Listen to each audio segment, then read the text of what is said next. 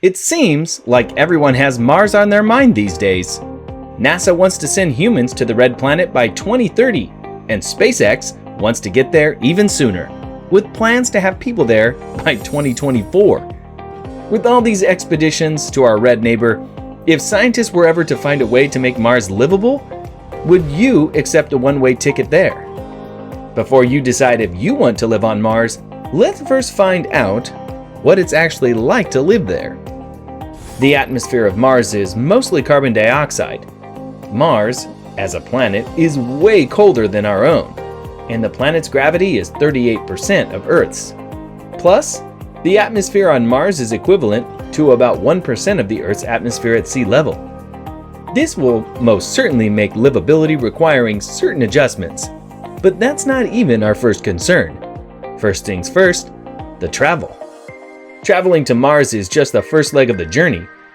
When Earth and Mars are closest to each other, the trip will take a mere 260 days. You will literally have to wait almost a year just to get to Mars from our planet.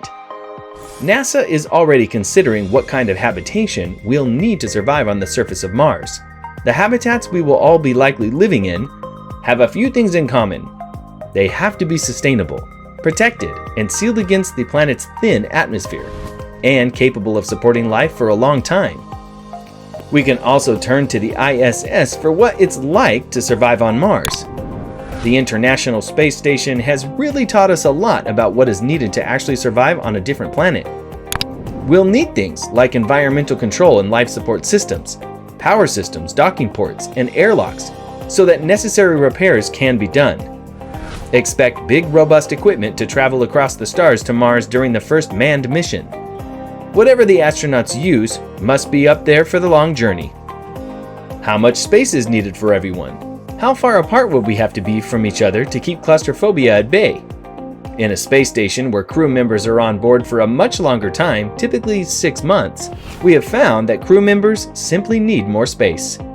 Based on this logic, it's possible that habitable bases on Mars will require more square footage for inhabitants. Science fiction also does a great job helping the public imagine what this future mission will look like. The critically acclaimed film The Martian portrayed the kind of habitats NASA is investigating for a Mars. 9 pieces of equipment showcased in the movie are accurate to the kind of equipment astronauts on the planet will use. Keeping the food and medicine supplies stocked on Mars is the best way to make a habitat self-sustaining. But with a thin atmosphere and reduced sunlight, it can be difficult to get anything to grow.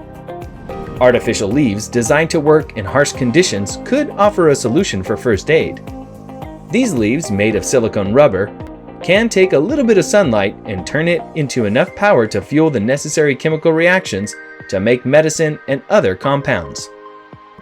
In other words, it can use sunlight during the day on Mars, even though it is potentially exposed to more harmful UV rays. The channels inside the leaf are protected because your device can re-emit the energy it collects at a safer wavelength, which allows any chemical processes to take place. This could be helpful when the irradiation on a certain planet is too energetic. Since light is basically everywhere, theoretically you can use that energy to start making the required molecules, whether they are pharmaceuticals, agrochemicals, or solar fuels. Whatever the case, nature has given us the perfect tools to survive nearly anywhere. They just need a little bit of tweaking to survive off Earth. The first few trips to Mars will only include the essentials. Since Mars is so different from Earth, we will first need to learn how to survive, learn, and adapt. The initial base will probably include a habitat and a science lab.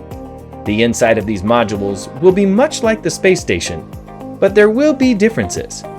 One example included preventing toxic dust from getting into the habitat and lab. Microbial life is another threat to astronauts.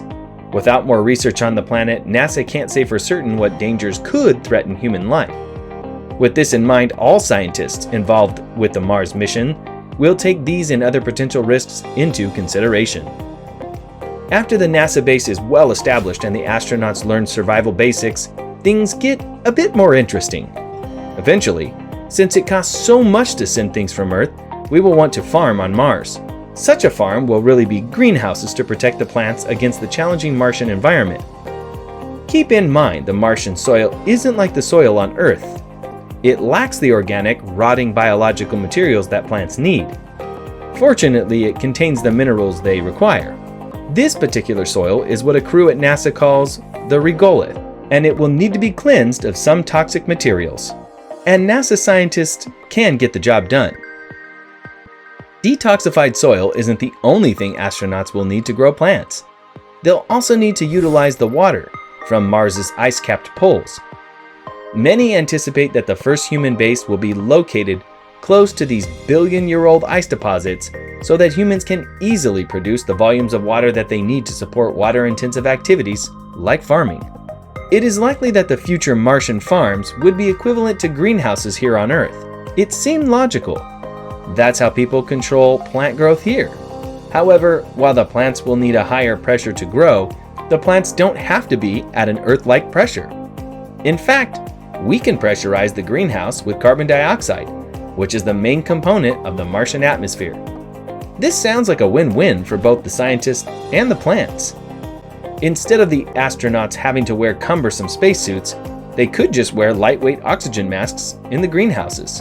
The key takeaway is that the planet doesn't have to transform into Earth 2.0. Maybe one day it will. But for the time being, it just has to function for NASA scientists to live and work. Mars has captured the imagination of humans for decades. These plans are just the next step in the process of getting the Mars mission from the drawing room floor to a funded mission with a launch date.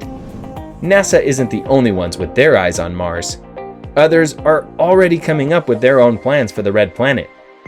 Scientists and enthusiasts have speculated on everything, from nuking the planet into habitability to creating a magnetic shield around the planet to encourage it to grow its own atmosphere. Mars is hopefully just our first step into the universe.